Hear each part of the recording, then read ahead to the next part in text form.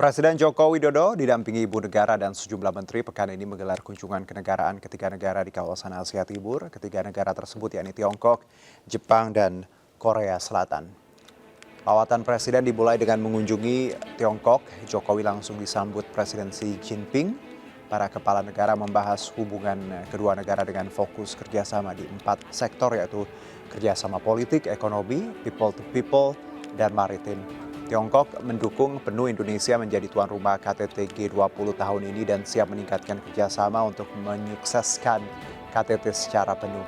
Jokowi dikabarkan menjadi pemimpin dunia pertama yang mengunjungi Tiongkok usai memperlakukan kebijakan Zero COVID dan menyambut Olimpiade musim dingin Beijing Februari lalu.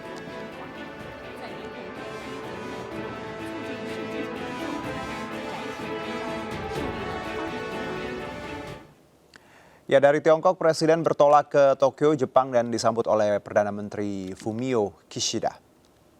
Kedua kepala negara sepakat meningkatkan investasi dan pengembangan industri strategis termasuk otomotif. Jepang juga bertekad mendukung peningkatan kemampuan keamanan maritim di perairan sekitar Indonesia.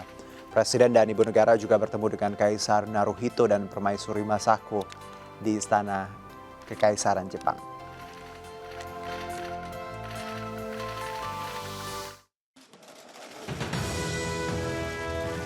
Ya, Korea Selatan menjadi destinasi terakhir lawatan Presiden Jokowi dan Indonesia sepakat meningkatkan kerjasama bertemu dengan Presiden Korea Selatan Yoon Suk Yeol.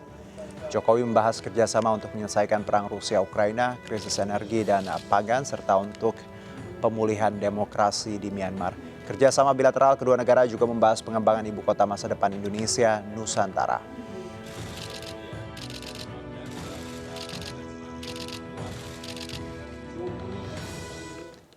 Ya, sejumlah topik menjadi bahasan utama Presiden Joko Widodo dalam lawatan ke tiga negara Asia Timur, Tiongkok, Jepang, dan Korea Selatan, mulai dari isu krisis global, pangan, dan energi hingga keamanan maritim. Kita akan membahasnya dengan Profesor Siti Ruhaini Zuhayatin, tenaga ahli kantor staf Presiden.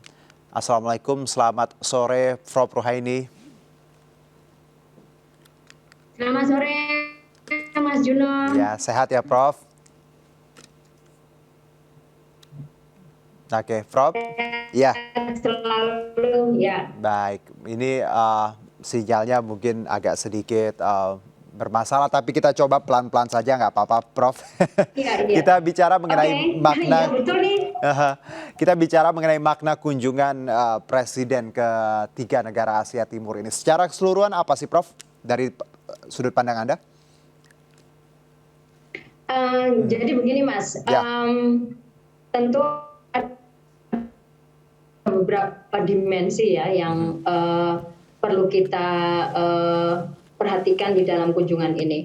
Jadi kunjungan ke Asia Timur adalah kunjungan lanjutan dari kunjungan intensif Bapak Presiden untuk tentu saja membangun kemitraan ya.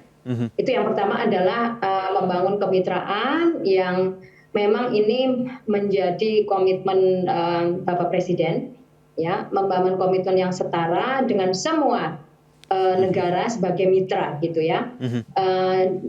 Dan itu dilandaskan juga dengan pandangan politik kita yang bebas aktif. Dan jadi dengan siapapun kita berkawan, ya, dari mulai Ukraina, Rusia, kemudian Eropa, Amerika. Nah sekarang Bapak Presiden melengkapkan gitu ya tim juga kemudian melengkapkan kunjungan ini di Asia Timur. Ya, ini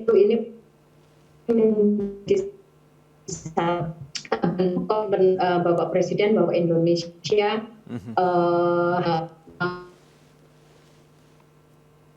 menguatkan hilirisasi ekspor kita dan juga investasi. Oke, jadi tadi saya dapat beberapa poinnya walaupun memang ada beberapa sedikit tadi agak nge-lag Prof seperti itu, tapi tadi ada menyebutkan bahwa bagian dari politik kita bebas aktif ya Prof ya, dan juga melengkapkan bagaimana posisi kita yang menghormati netral seperti itu ya dalam berbagai masalah dunia. Nah kalau bicara mengenai Ya, Ya, sinyalnya. baik, Prof. Ya, kita lanjutkan ya, Prof. Halo. Ya, Prof. Baik. Ya, oke. Kalau bicara mengenai yang kita ke Tiongkok terlebih dahulu, Prof. Ini kita tahu hubungan Tiongkok dan Amerika Serikat memang akhir-akhir ini agak kurang baik seperti itu. Apa makna kalau bicara kunjungan ini ke Presiden ke Tiongkok sendiri?